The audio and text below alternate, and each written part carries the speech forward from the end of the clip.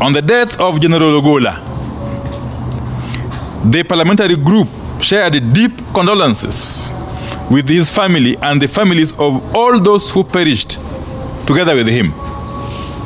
Further, the PG called for a judicial inquest into the accident and death as opposed to mere investigation led by the military that is close to civilians.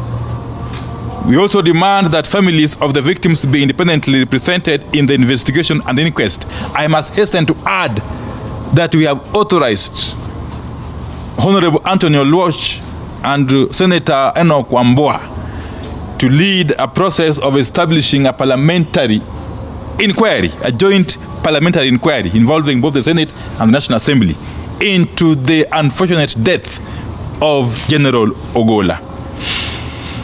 Already, we are seeing worrying signs. We have noted that Mr. Ruto set up a separate investigation team away from the one gazetted by its Cabinet Secretary Kipchumba Murkomen in the Gazette notice dated 8th April 2024. On the economic circumstances, the PG takes the position that life remains unbearable for a greater majority of Kenyans, contrary to state-sponsored propaganda. The cost of goods has come down. Kenyans are still struggling to put food on the table, pay school fees, access health care, pay house rent, and even bus fare. Kenyans are indeed worse off today than they were at this time last year and the year before. The PG therefore calls on the government to embark on steps that will drastically lower the cost of basic goods.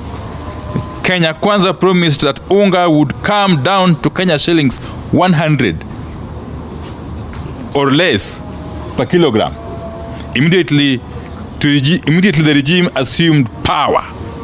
We need that promise fulfilled. On nearly all these issues, the meeting came to the sad conclusion that as a country, we are dealing with an unprecedented case of corruption in government and state capture by people in and out of government. State capture and corruption are at the center of the problems we are grappling with as a people. From high taxes to low investments to provision of basic services like distribution of fertilizers. Looking at the budget cycle, this meeting was able to establish a clear case of laws being made with the sole aim of benefiting individuals and their businesses at the expense of the economy and the masses. On the case that featured prominently at this meeting, one case that featured prominently at this meeting is that of the Export and Investment Promotion Levy, introduced in the Finance Act of 2023. As we warned, together with the Kenya Association of Manufacturers, this levy is killing manufacturing in the country by giving preferential treatment to specific businesses whose owners have captured the apparatus of the state and are using it for personal gain in complete disregard of public good. The levy on imported goods like steel and clinker is creating monopolies in steel and cement manufacturing at the expense of the public. Rather than boost local production, the levy is killing the same.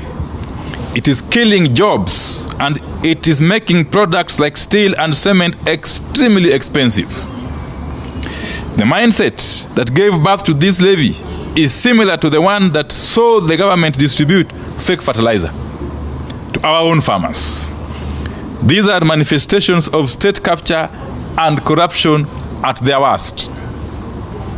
They are part of the problem that is making foreign firms lose out on businesses and contracts in Kenya because the top government officials are involved in corruption, including bribery and open kickbacks.